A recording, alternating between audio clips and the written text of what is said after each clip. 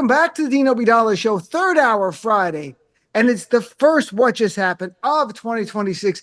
And it's been some week, hasn't it, folks? We got three great people returning to join us. Amel Khalil, actress, a comedian. She appeared on the TV show New Amsterdam, City on Fire, and Showtime's Super Pumped. Amel, nice to see you. Happy something, whatever it is. I'm not sure what it is. Happy something. Nice to see you. Exactly. Awesome. Brittany Brave is back. She's been on this show. She's been on many shows on SiriusXM, NBC, MTV. In 2024, named Comic to Watch at the New York Comedy Festival. And she's currently on a tour that's titled I Have a Secret, which she may or may not reveal during the show, whatever that secret might be. I don't want, it's up to you. You don't have to reveal it. I'm not pushing you to reveal it because you want people to buy tickets to learn the secret, I assume. Reveal. No? So anything you want to add? I can't reveal. In this economy, I need every ticket. I'm with you. That's right. It. I'll sidebar you when I see you in New York, Dean, and I'll tell you what the secret is. But if you're listening to the show as an audience member, just come find out the secret. That's it. I like that. And Maureen Langan, who has no secrets left at this point, she's a stand-up comic, commentator. She former Bloomberg TV radio journalist. She went to the finals of America's Got Talent, where she was complimented excessively by the judges. I'm being sincere. They said great things about her. She's very funny. I've known Maureen a long time. Nice to see you, Maureen. You know, Dean, I have a lot of secrets, but I'm the daughter of an alcoholic, so we don't reveal any of them because it's called codependence. You see what I'm saying? There we go. Is there something to that? Like children of alcoholics learn to keep secrets? Oh, yeah. Very loyal, disproportionately so. You don't out anybody's secret. Oh, yeah. There's a lot of that. Yeah. It's very typical. Can I ask you one quick thing before we get into the topic? Susan Wild, who's Trump's chief of staff, said Trump has an alcoholic personality. What did that mean? I think it means, and everybody's different. It's not, you know, my father was not like Trump at all. They're different, but it's that volatility. You don't know what's going to set them off. It's the reactivity. It's the not knowing what's going to happen next. It's a very living in a state of fear all the time, not knowing. It's a walking on eggshells. That's a very common, I think, theme. Different ways it gets acted out by the person who happens to have the drinking problem, but it's unpredictability is a big part of things. Also sounds like just growing up Italian. I was going to say, it sounds like growing up Arab, and I was like, I don't want to be disrespectful, but like, fuck, we have an issue. So everyone's had this family. If you walk around the eggshells, you're worried what's going to piss the person off more. Specifically, Susan invoked it, I guess, because her dad, I think her father was alcoholic. That's interesting that everyone looks at it differently, whatever. But I feel as a country we're going through this. We're feeling like this. Well, I've often said that. That's why when Susie Wiles said it, I go, exactly, because I've often said that's like what it's like being around an alcoholic. And it might not just be negative things. It could be positive things. You don't know what you're going to get that day and in what form or shape. But some days it could be good and exciting. Of course. Roller coaster. Yeah. Just like the song. All right. So let's talk about the exciting thing that happened then. Well, dub it exciting. On Saturday, I woke up to the news that Donald Trump had attacked Venezuela, kidnapped their leader, and is going to steal their oil. And we don't even have to speculate because he said he's going to steal the oil. So, Emma, let's go to you for the block here. It feels like we've got look, you're of Arab heritage as I am, with Iraq. At least Bush tried to have the straight face. We're not taking the oil. And ultimately, we didn't actually steal the oil. I'm sure we took some proceeds of it, but Trump's just straight out. We're taking the oil here. And I don't care what we're going to do. I don't care about international law. I do whatever I want. Any shock to the Arab world that Trump would do this? No, I think where we're sitting, if I can speak for 400 million people, is just like, oh, welcome to our world. And you guys are lucky because they're not lying to you. So now decide what you're going to do. And we're at this place. I remember the last time I was here, it was like Titus was like, I want to pick up a bat. Like he was ready to pick up a skateboard. And I was like, we're here, where white people are getting off. But anyway, I'm going to go into a whole different tangent. But point is, I was not shocked. And I was kind of pleased that at least he's telling us what it is. Interesting. Brittany Brave, what about you, my friend? Where do you come down? What was your reaction when you heard? Because you're in Florida. I'm sure there are Venezuelan refugees there on some level may have been thrilled and then realized nothing's changing in Venezuela, just a new leader and Trump's taking their oil. It's not like he's bringing freedom or democracy. It's like, no, we'll get to that later. I want the oil now. He literally said that. Mm-hmm. I mean, to be completely honest, the first thought that I had when this news broke was that Diddy must be so relieved that people are finally not talking about his oil. Right, so it's a different oil. Yeah, so that was my first thought, but unfortunately, not surprised that he's causing violence, invading a country, making everything about himself, and keeping everything for himself. I think if this didn't happen, that'd be out of character, unfortunately, at this point. So, yeah. Maureen, shouldn't we be better than just invading other countries and just expressly going, we're doing it to take the oil. And Trump says he's going to get 30 to 50 million barrels from Venezuela somehow. I'm not sure how. And that he's going to control the proceeds, like after it's sold, like what's going to happen. He hasn't been looking very healthy lately. I would like to see him try to lift one of those barrels. I think that's fair. If you're going to control it and keep all the money, let's see if you can lift one of them. How about that? I like that. I like that physical challenge involved. As many barrels as you can lift up, you can control selling the proceeds. Maureen, where are we as a country when the leaders, I mean, how is this different than Putin in a way? I don't know how it's different. It's really, on a serious note, it's absolutely horrific that he can bypass Congress. He says that he will follow international law if he feels like it. His compass about international law is his own morality. Well, there we go. He has none. So there is no international law compass for him whatsoever. He did say, this is very interesting, Machado, who's supposed to be the leader there, she won the Nobel Peace Prize. She's going to give it to him. Yeah. And he said he would accept it. This guy is so mentally ill on so many levels. It's very frightening what he's doing. I'm more frightened about the Greenland thing, but we'll get to that. And I was just working in Aruba last month. And I was working in Aruba last month, and I'm laughing because one of the comics likes to smoke a big pot. I don't smoke pot. I don't care. I live that live. So you want to go on one of the party boats? I go, I'm not going on no boat 19 miles off the coast of Venezuela because Aruba is right. You with pot. Yeah. I'm not getting bombed by Trump because of you and your stupid smelly pot. No, it's horrific what's going on. And there's so many layers to it, Dean. I know we're going to touch on Iran, the Greenland. Maybe not. There's so many things wrong when we live in a country that we're fighting for democracy over there while people are getting shot on our streets. Only now white women are. We're not fighting for democracy. Would you? I mean, Brittany, would you take a secondhand Nobel Peace Prize? I mean, really, I'll take it. I mean, would you take a hand-me-down? Dean, come on. I did buy a used nice watch once, but then I'm like, I should have really got a new one. I mean, don't I deserve a new one? I mean, taking a secondhand Nobel Peace Prize kind of goes against the Nobel Peace Prize and everything it stands for. But a quick piggyback off of something Maureen said that probably is going to sound like the dumbest question, but also is not, is like, since he has bypassed every check and balance and Congress and administrative anything, genuine question that I don't think anyone here has the answer to is like, so what will stop him? Nothing. What will stop this? That's because it's the rules. Yeah. Suddenly, the Constitution hadn't changed for how many years, but now suddenly, quite literally, nothing matters in the country. I think only an aneurysm is the only thing that could stop him. I mean, honestly, there's no check. There's nothing Congress can't stop him. We've learned that the whole charade of the Constitution checks and balances have all been bullshit. That there's other leaders who, if they violated things, they did it incrementally, or they at least pretended to care. Trump doesn't give a shit about it. So, Emma, would you, if you saw a Nobel Peace Prize on eBay, would you bid for it and then give it to Trump? Is eBay still a thing? Like, could I go on eBay? I think eBay's around, isn't it? I would do it just to go on eBay and maybe resell it. You know? Yeah. I want to make some money. I mean, again, if the world is gonna burn down around me this time, I don't know. I just fuck it. I'll go on eBay. Yes. And I will buy that prize and I will pretend I got it. Yes. Good for you. Give it to Trump. I met Hend on eBay. ML knows my girlfriend, Hend. I didn't kidding. I bid for her. She came with free shipping. I'll be here all week. No, I won't be. There, not with those jokes. Continuing what just happened. Not with me going, what? How? That's a little too gullible. I'm a little ashamed. I was like, really? That's why I'm a permanent middle act. I've never been a headliner. You're doing that well. At times I can do 12 solid minutes, sometimes 15 if I really push myself, depending on the night. All right, folks, let's continue on. This was a fun tidbit. Tulsi Gabbard, who we have not heard much about because she's doing whatever, stealing the Dalmatians, whatever horrible thing she's doing. She was not invited to the meetings to invade Venezuela. And she's the director of national intelligence, who one of her top jobs is this kind of stuff. And they actually joked, according to Bloomberg, where Maureen used to work, the reporting was they would refer to Tulsi Gabbard, she's director of national intelligence, which the initials are DNI, as do not invite. Like, they were not invited to meetings because she was publicly against invasions and forever wars. And she was very conspicuously quiet for days after. And then she put a statement, our president's doing the right thing.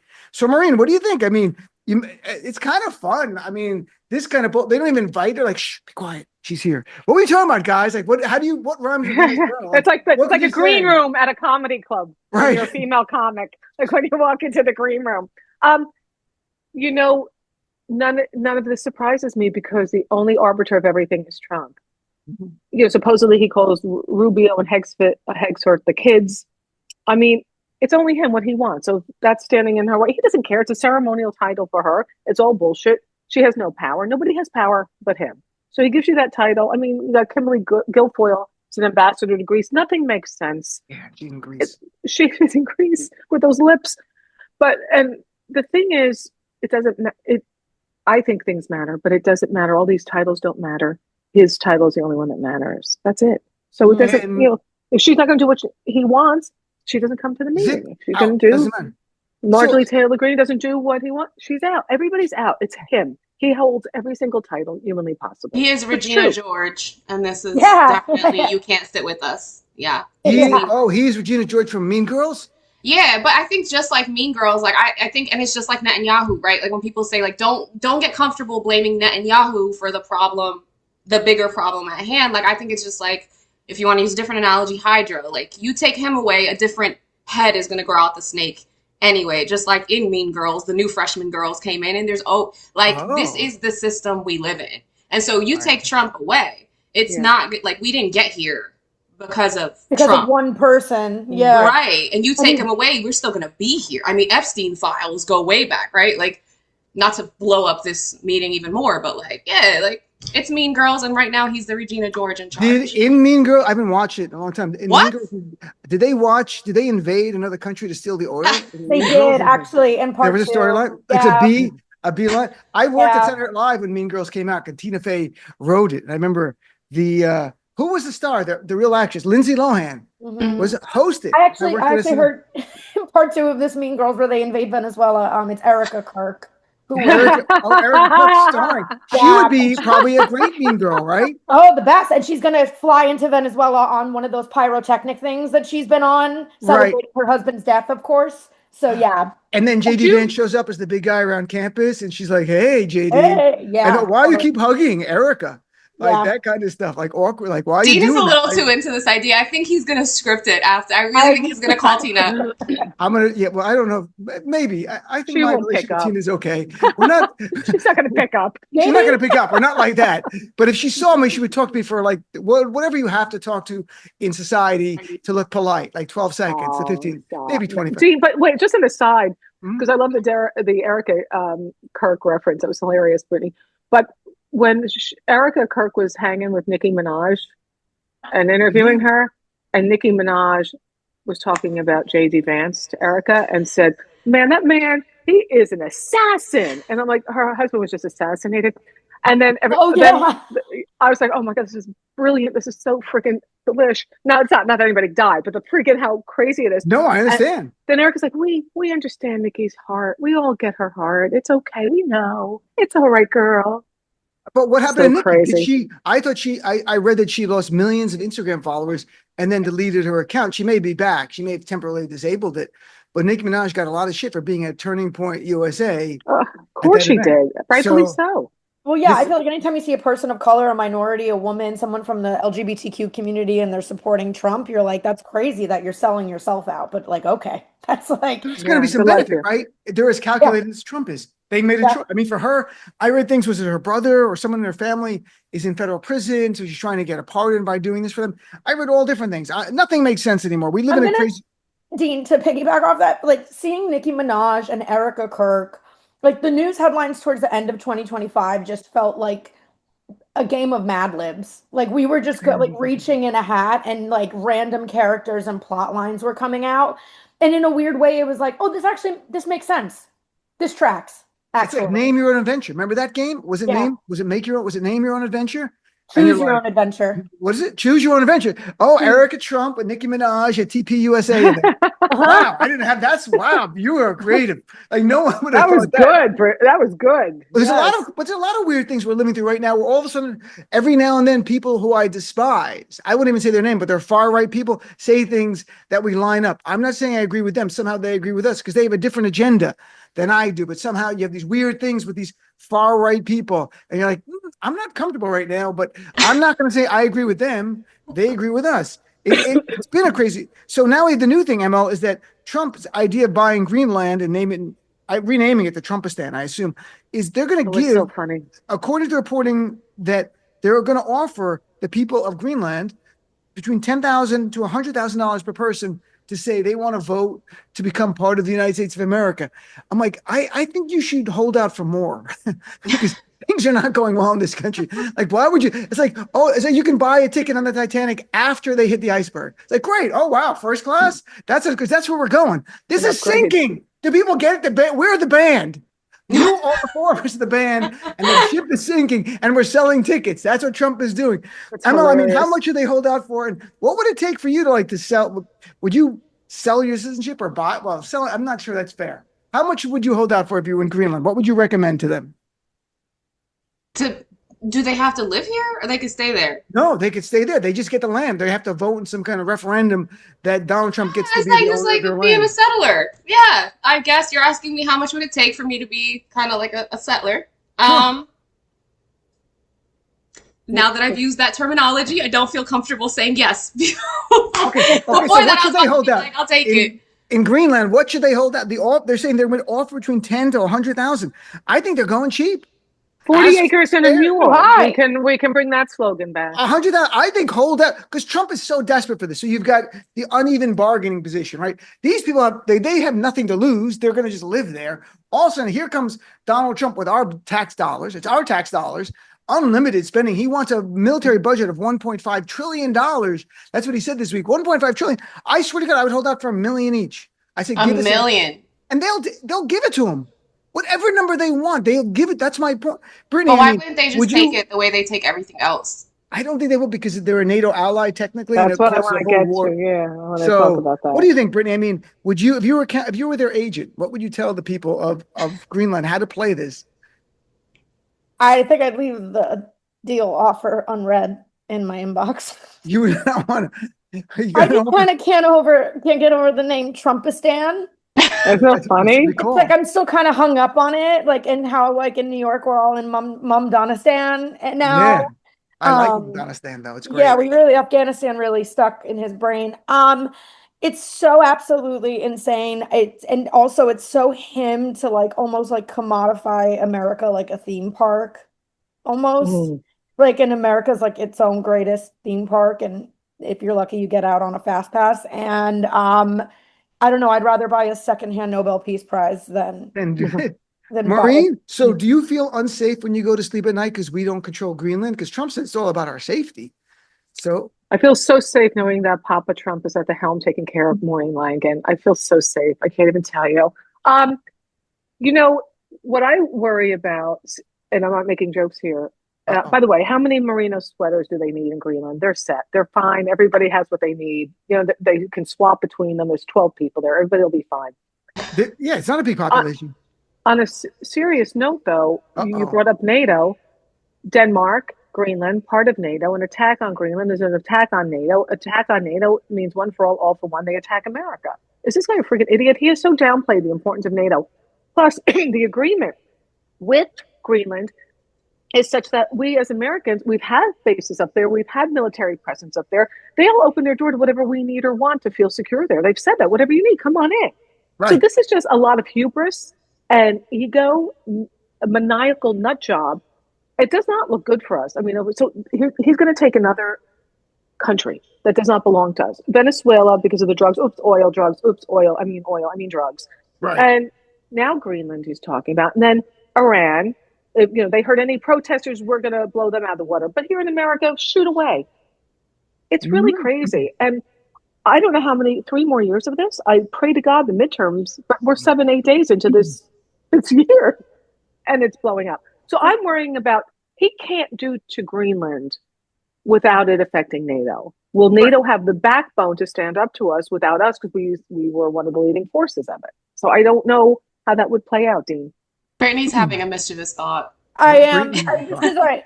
Not to make it about being a comic, Dean, but I started working on a bit about how every time he addresses the country, this was months ago too, is that he just sounds like he's playing a game of Monopoly, like he learned American politics, which makes sense because of how much money Right. he has. And he's just always like, we're coming for Park Place, we're taking Venezuela, then we're getting Greenland. Like, if you're an immigrant, don't pass go. Do not collect 200. Like, I really think that's where his brain, I really think that's like the I like that. fundamentals of how he thinks. Could you to run a bring in country. more of the monopoly places into it, please? Yeah. Sprinkle those in, please. We're gonna group Park write the joke. Baltic, Pennsylvania Baltic, Ave. Pennsylvania, all of those. Pakistan. Yeah. Trump should go directly to jail, right? Don't pass go. Isn't that like Correct. we want him to go to prison? And Maureen's disappeared. She'll be back. But he has a get out of jail free Oh, card, she's apparently. back. Maureen had to get.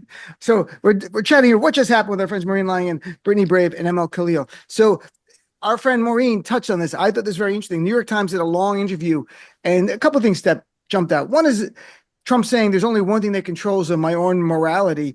And on my show last night, I said mortality accidentally. And I'm like, I think mortality is more. But I like that the other thing that you mentioned, that Donald Trump refers to Marco Rubio and JD Vance as, quote, his kids. And in the interview, I'm not kidding, the JD Vance lifted his leg in the air to show the reporter that Donald Trump had bought him shoes, and Marco Rubio. So Donald Trump said, I bought them shoes. And Vance's like, yep, here are the shoes. They each received 4 pairs of shoes, 4 pairs from the president, black dress shoes with a slightly different design. This is the insanity of the world that happened in the White House. Donald Trump, I think he's blocking Eric Trump from his brain, right? Because I replaced Eric. I have a better son now. I got Marco. I have a Spanish son. I got JD. So, I mean, look at the big things, Maureen. Let's go to you. I mean, did your parents ever give you nice dress shoes, black shoes when you're growing up? I mean, is this? Yeah, kick in the ass. That's what they gave me with the shoes. What are you talking about? I got one of 6 kids. Our parents threw shoes at their kids. Yeah, That's well, we'll go to ML next for. We only threw punches. But I think he's just the bootlicking. Jesus, Mary, and Joseph, give us one of those. Come on. What the hell are you talking about? For fuck's sake, Dean, I had 5 siblings. Of course, we had nice shoes, proper shoes, grand shoes. We had the church shoes, the school shoes, and the play shoes. Now go on, would you? You were great in F1. I saw the movie with Brad Pitt. Did you see Brad Pitt? I did, but I know I was good in it. Go ahead. You were there. No, the actress is Irish who played the love interest and the technician and everything. She ran everything. Their accent was like yours. It was very good. Brittany, so we got the president referring. Look, there is 2 parts of this. One is it's endearment. He calls them his kids. Or 2, the dementia is to that point.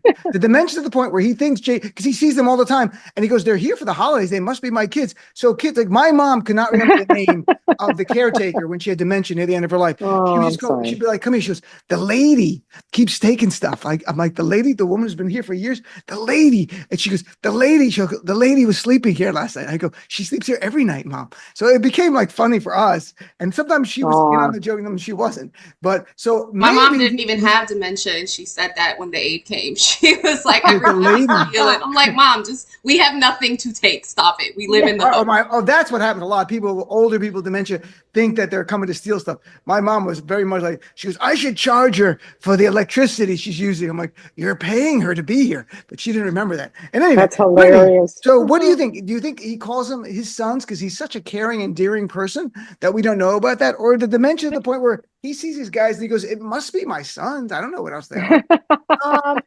I'm going to say a couple things. First off, just when you thought the nightmare couldn't get worse, I had actually misread this headline initially, and not the New York Times had said it was his own morality that would stop him. And the fact that he said it is pretty daunting. Yeah. Daunting to say the least. And I don't know what he's lost more of, his morality or his mind. You have to have morality to lose it. Correct. You have to have morality to lose it. And I do. You're muted. Brittany, you're muted. You muted yourself. Trump has figured out what we are saying. He is not happy. Yeah, that's so Brittany's funny. back, everybody. Thank God. Oh, that's She's making the best point ever, too. You were making, like, I could see it in your eyes and your mannerism. now she's Trump screaming. Zoom call. Oh, wow. That's. Are you kidding with us now? We can't hear you again. It's going in and out. Wow. Brittany, we're going to have to go to ML as you fix your.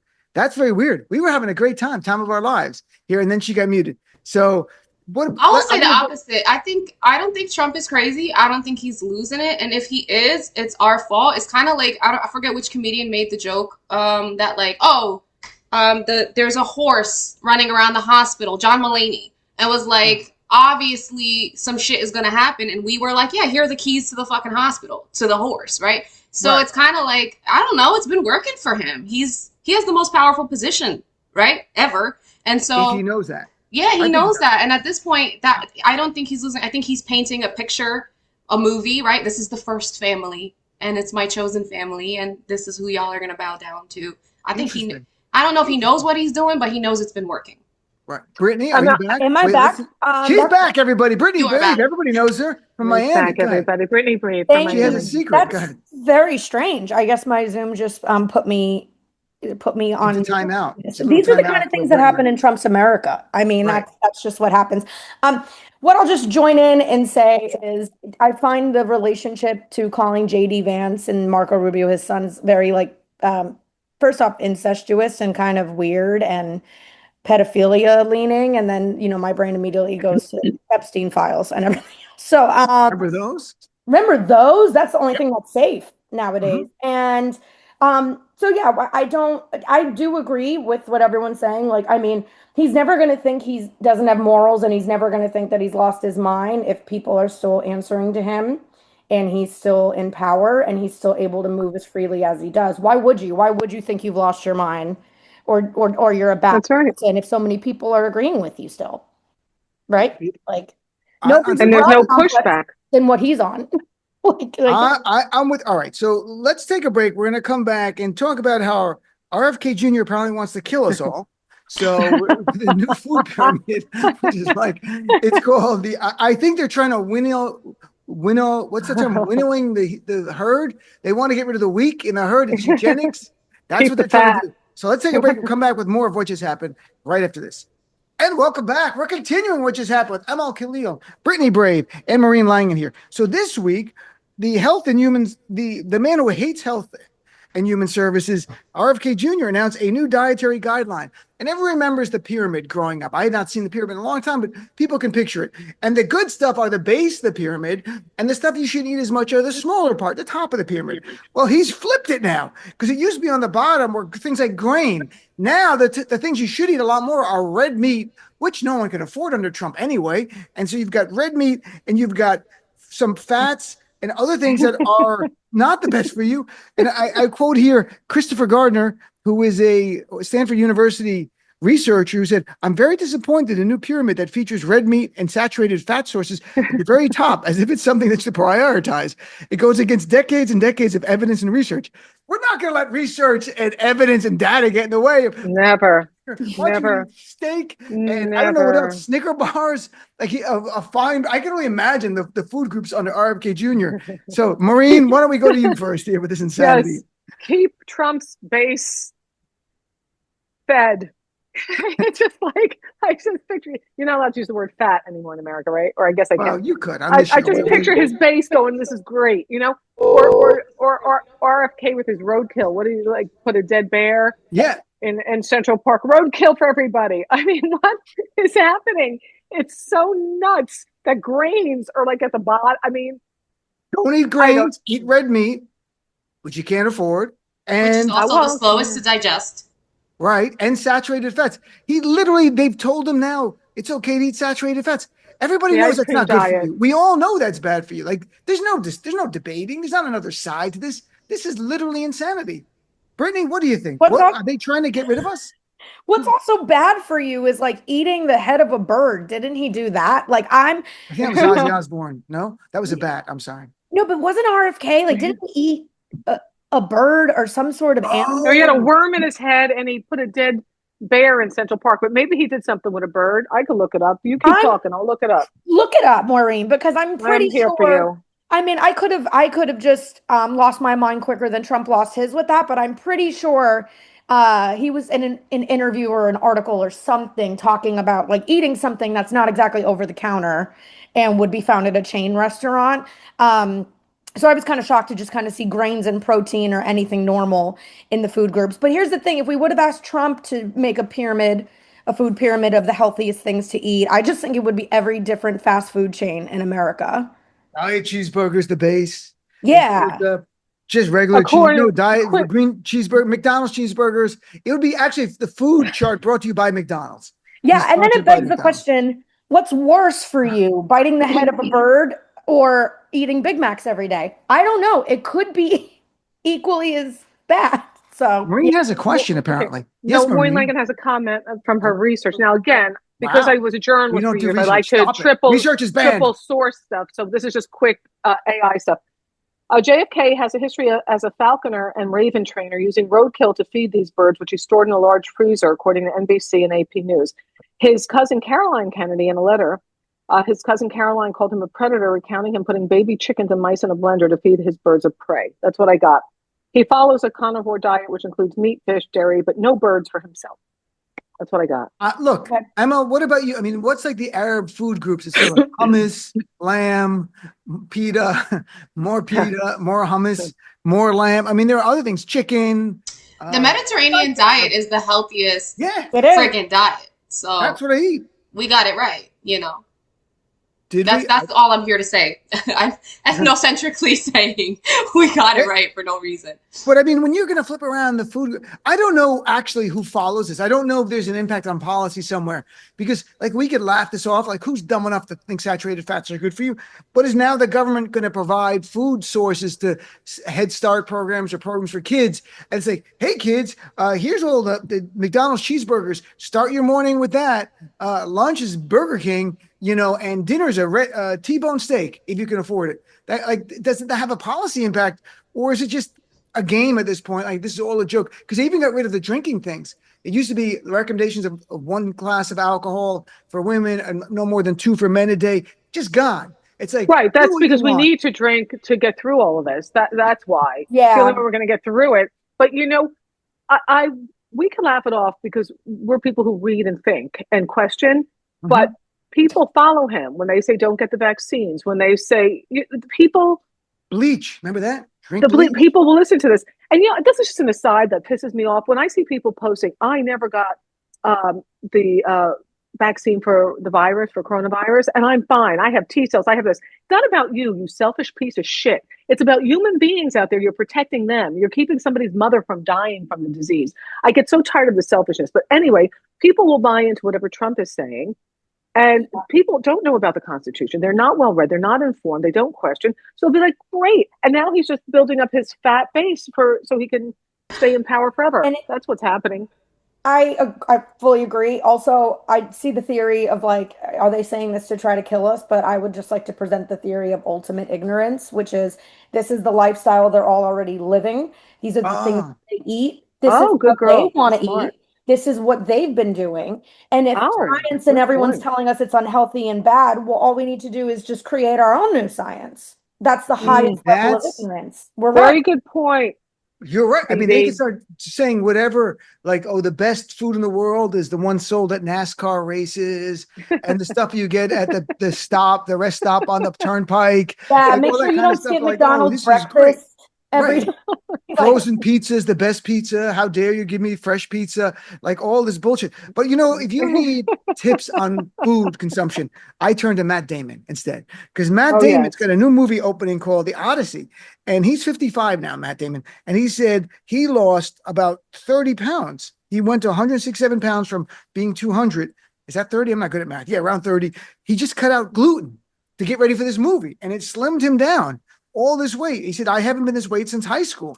And I'm like, that's kind of gluten. I mean, I know gluten is like bread, of course, but I think there's probably gluten in other things like pasta and stuff. But if you cut out all starches, is that what he's saying? I would trust him over RFK any day of the week. Pretty much. I mean, anybody on a gluten-free diet? Anybody my nieces, she lost a lot. My nieces, and she had to because she had reactions to it, you know? Oh, sure. She lost a lot of weight, and she's not emaciated. She's healthy. But the weight just started to fall off over the course of a year, probably 30 pounds. Yeah. You think Matt Damon hasn't heard of Ozempic? Is that what's going on here? I want to get shot up so badly. You got to see my gut. I need something here. I don't think you can actually split the part of your body that the weight goes away, because I think we would all do that in a second. Like, this is 5 pounds for your stomach. Like, done. It just everywhere in your body. Great. Any of you gluten-free? Anybody? Emma? No, Brittany? No, I'm just looking at pictures of Matt Damon right now. He looks so fucking good. Really? Does he?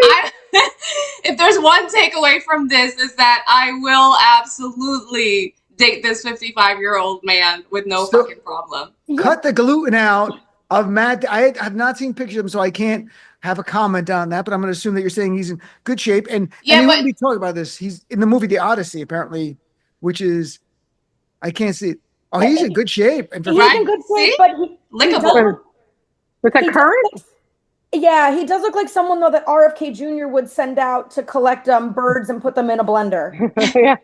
Also, But you know, you're right, devil's that- advocate. Yeah, he could You play do RFK Jr. He could play RFK Jr. in a way. RFK works out all the time. He posts pictures of himself working out, this guy.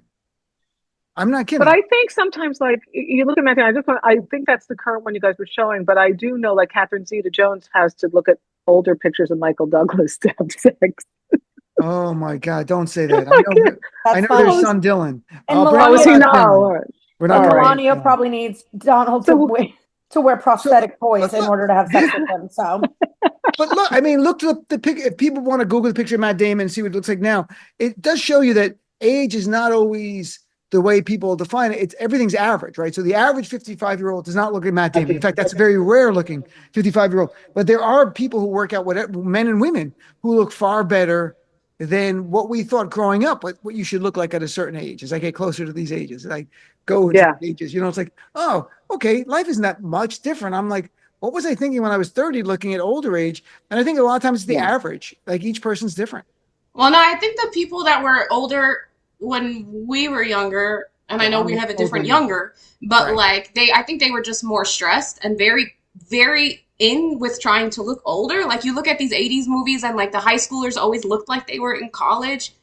I can't really explain it, but I do feel like they had more stress and less information to know what we know now, which is You have more stress than I have right now. I am so stressed out. Trump is aging me. Look at me. I'm 22. Look what he's done to me. Folks, that's my act again. I won't be here all week. No, I was just fired. All right. So, all right, let's continue. Maureen, I mean, look, Oh, Maureen, yeah. people, as you get older, there's a little luck involved, right? With genes and stuff like that. It's genetics. But Yeah. there are people who just let themselves go who it's not, I think they're the ones that define like the negative view of age. You could be in any age. Look at Dr. Fauci, he was in his 80s. He was spry and in shape and smart. And then there were people in their 60s who were just a mess. Well, I look at that. It's funny. My mother grew up on a farm in Ireland, so she's very, Oh, she was always very lean, and we always ate very healthy growing up. We didn't have, fattening. We just had healthy foods. She's 89. She's always moving and going. wow. But I'll go down when I go see her in Jersey. I'll go walk to the supermarket, which is about a mile and a half away, and walk home with some groceries. It's just relaxing. And you'll run into people from high school. You walked here? I go, it's a mile and a half, and they're obese. But then I think people might be looking at me going, I graduated with her. She looks so old. So I might be in denial. I don't know. But you look at people who think walking a mile is crazy or mental. Or, I walk a lot more than that. But just to go out and run some errands, people think that that's crazy. You walked a mile? I'll tell you, I go to Atlantic City sometime with never him, felt better and you about really myself. feel better. Exactly. Like, yep, exactly. This is like, well, Brittany had a point. Brittany, what were you going to go say ahead. before they mute no, I think all this stuff is relative. What I wish was true is if you're a bad person, you age terribly. I And if know, you're that a would be good good. person, you age I know. well. I would like to be manifest that, good. but I'm really no authority on this because when you see me in person, you don't think I'm legal. And when men on the internet you? saw Because you think you're from like El Salvador? Is that what you're saying? yeah, or they just think I'm like a child bride. I know. I'm kidding. Like, yeah, I've I met don't- you. You are diminutive. I'll put it that way. Yeah, I'm small. Yes, I'm muchacha. But then when men on the internet recently have been telling me she's only 35. She looks like she's 50. Hell. So you know what? What I hear is I'm Wow. gonna call my agent and say, I guess I can play 11 and I guess I can play 52 now. So look at that. That is some range. What a range. Trying to keep it lighter and trying to avoid even the more serious topics. Here's another lighter one from this week. And this is again all news from the week. Ben Affleck was on Jimmy Kimmel, God. and he's 53, by the way. They're buddies, right? So it's kind of a connection there. Damon and Affleck. But remember when they were like the what was the movie? They were both in with Robin Williams. Good Will Hunting. What a great movie, right? Good. He was a young promise. These two. The classic. Now that. so Jimmy Kimmel's on, he's on Jimmy Kimmel's show, Ben, and he says his 13-year-old son has a new hobby, and the hobby is sports gambling. And he goes, my son asked me for like $100, and he goes, why? To bet on sports. He's like, what? He goes, my friends get $100. And I'm like, if your kid's 13 and asking for $100, not like $5, but 100 for sports gambling, I think there's a red flag. I don't know. I don't have any kids, but I think this is something concerning. Anyway, I mean, Brittany, you're in Florida. This might be run-of-the-mill type of stuff in Florida. Yes, we're a little built different down here. I always say we kind of grow up a little faster because we have like natural disasters and bath salts and crazy people and Republicans. So you grow a thicker skin. But I will say, like, it's just all relative again, right? Because like I grew up poor, with two Italian American immigrant parents that, $5 when I lost a tooth under my pillow was a lot. $100, him asking his rich and famous dad for $100 is my $5. You know what I mean? So it is. What about the sports gambling part? I mean, isn't it? That's the you're 13, you start gambling. Oh, that doesn't even surprise me. That doesn't even really? Wow. Our kids today, our teenagers now gambling instead of aspiring to be the baseball player. They just want to bet on the baseball player. Like, I mean, when I was 13, I wanted to be a ice hockey star. Gen Z's not even having sex or drinking or like leaving the house, losers, right? Because they're like, why would I even try to do any of those things? I could just watch other people do it on my phone. So yes, like to me, like the gambling thing is insane. Right. But I mean, if you have a rich and famous dad, you're going to probably live life in the fast lane. How you grow up is going to be very different. You also have a father who's an addict. His father is an alcoholic. Yeah. So gambling is also an addictive behavior, can become one. That was my red flag when I read that article. You have a son who wants to gamble $100 and he's 13. Those are the same addictions that run along the lines of alcoholism. That really concerned me. Can we talk about just give him a beer? Give him a beer to go with his $100. And you normalize it because if he's growing up around addiction, anything that also is addictive is normal now. But I wonder if Gen Zs are doing it. And he's probably not Gen Z. He's actually that gen before that. But look, it's funny. I watch Instagram, and some of these people are wildly popular on Instagram. The Gen Zers, and they're doing nothing, like just talking to people. And there's no I don't see any objective talent. It's like Vanna White when I was growing up, turning the letters. They do this. It's like that's the level of skill. But they're wildly popular. And it's life. I don't judge it. You can do whatever you want that makes you famous. I judge it. You can judge, but I don't give it. It's like I'm like, and Gen Z, I'm like, you just never saw this before. I guess some of the young people never saw someone talk to someone on the street and ask them questions. Like, wow, they're just talking to random people, ask them questions. This person's genius. I'm like, where have you been? They're not even on camera. You don't even see the person asking the questions. I'm like, there's this one person so popular. Like, what do you do for a living? Oh my God. And someone stops and talks. I'm like, why are you watching this, you morons? Why don't you go on ask? But Emil, you're the youngest. What is there anything? I mean, you have any cousins or Gen Z? You might be Gen Z yourself. I don't know the age anymore. With another gen. What's the thing? It's Gen Z, John. What's the generation below Z? Alpha. Alpha, that's right. I couldn't remember. I got you. Yeah, I actually love them very much. And I think it comes down to what Brittany says. Everything is relative. This kid, yeah, sure, can go ask his dad for $100 because that's like 1 penny to them. And it's not a big deal. And it's just a hobby that he has. And his dad, maybe, because with more affluence, like they force them to get piano lessons, theater, whatever the hell. And he's getting exposed to all the things most likely that will help him have a better future.